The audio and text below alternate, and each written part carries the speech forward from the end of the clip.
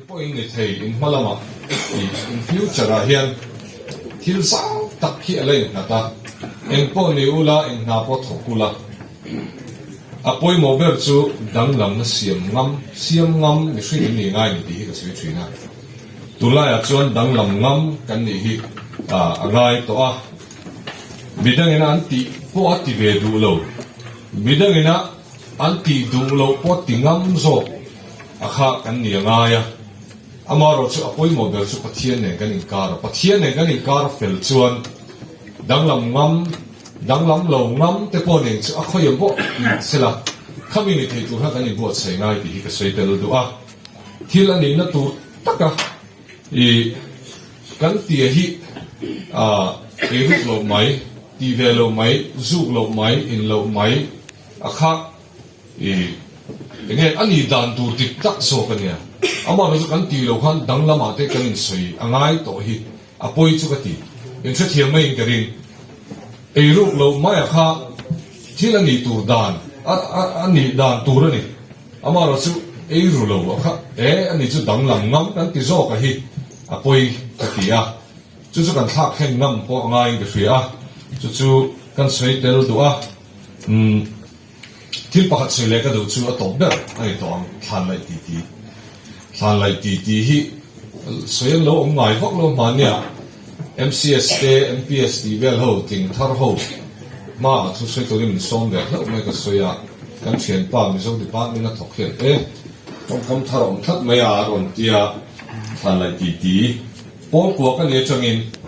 ka pa yan thlan lai to rim tir to ni unaw mi parol kan nia mi pa chu thlan lai tu lumen na kal tu atia ka koma chatwak lo wangin lumen na ka lang hlei thi lo ka tuar dak lek thina luak sing phat khopa al san ni to ka ne an phalu tuk lo thina doctor te hian chuwa zon thlan lai hi chu di ai zol ko ma kadam chani jon ka bo lo hian ka shwe a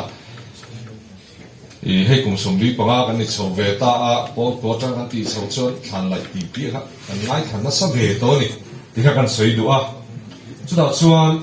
thlan lai na hian mi thi chung te hi an lang ngai mang lo an lang ani pon an phang mo tang an thian hai te pon lang tok lo in lam an boi char char an chung te po chen ron hai te po in lam an lo boi puya te khan an lo oma thlan lai na te hi chu te ma a mi thi lam hai lo de ten ni wang hian mi an in sum lo wa mi thi an vui na reng a chuan an chan chin thalai a poimo lai a nge nyang kan in choi moi kan in ti ro pui the na tur lai kha kan phor sok thina thlan lai na ro chuan an mi ze dik tak an ni na dik tak te ta la nan thri ti sei do a thlan lai ti a hian eng tiang nge i chan chen sei bang ti kha na kina tuna chuan thi tu rai ni ngai lo mai thi nge mi sing te lakal tur kan ni thlan lai ti hi lom don hai kan ve nga chuan kan lai lok to thunga kha chu har to khop mai ama ro chu ka sei du chu i thlan mo la te pon nga kha te nga i thlan lai ti sim chu ma hian mi chung cha ani chu ti hian thada we na ma zu te du ve ne ti te kan sengun to khom mai chate mo kan ti te in sak te khi te tin ra le lam pa in lang nge mo ko chon ai cho salawanga an ti hi thalai pi rin an mual pho ni mission ve ga nom thina mission ve chang han mission ve khang te ta puli kon te ka tin kha lang phei na mission ve te po alang te thowa an en ko the in lian pui mai an hlo atanga an sak ni lo kan sia thoi chu thalai pi rin an mual pho ni he da ram hun no da kan nom ve le a chu ti thau chu thlan lai pia nge kan mu thei lo lama po an soi le to aina aroma thak le to a sak zom le to thlan lai pia hian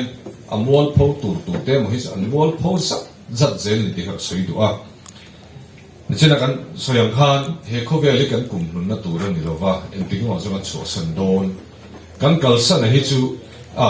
in le lo te po ti ma ila kan kal san lian de rai chu min sia chu na he min sia chu na he nge kan kal san pe don memories an ne hi enge ni don ti hi thàn lại tí tí hay kan chung chang hiện tiếng sui non tí hi tu na chang in ngai tu ngai ke fe in nun ala kal don chawa in la chep chho don chawa chu mi huna chuan engna mo in ti don te pen suan pak te ko om thei thil tam tak om thei chu mi huna chuan ka chung chang hi eng ting nge la soyang to om lo huna hian ka chung te ril runa zakhin an lo mangem ti te I kan ngai tu tel angai ke fe I alien kan nia I kan kum hun na tur ram kan kalai hian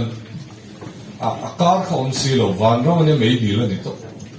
chak tuan na ni to bok si helai te chu aton tir te chu 0.00001% pop halo ni aba dam zonga kha I kan thia trong hen kan nung chang don chu wang chuan I helai he tilai toi te hian helai zau tuk thui tuk mai ha sil bok si I nun hi u lo kam u pathian ni siam u engge niang pathian I ngai ngoi ang u ti kha ka thiam ang tokin kan sei ve dua tai ma na hian hlotlin na min nai ti bera zirlai te in kal zel la tura tai ma takin pathian se chungin local zel turin kan fui du bok cheu ani St. Stephen's Higher Secondary School kalzel na tura principal le atho puite zirlai te po kadu sa nasamber kalane kalome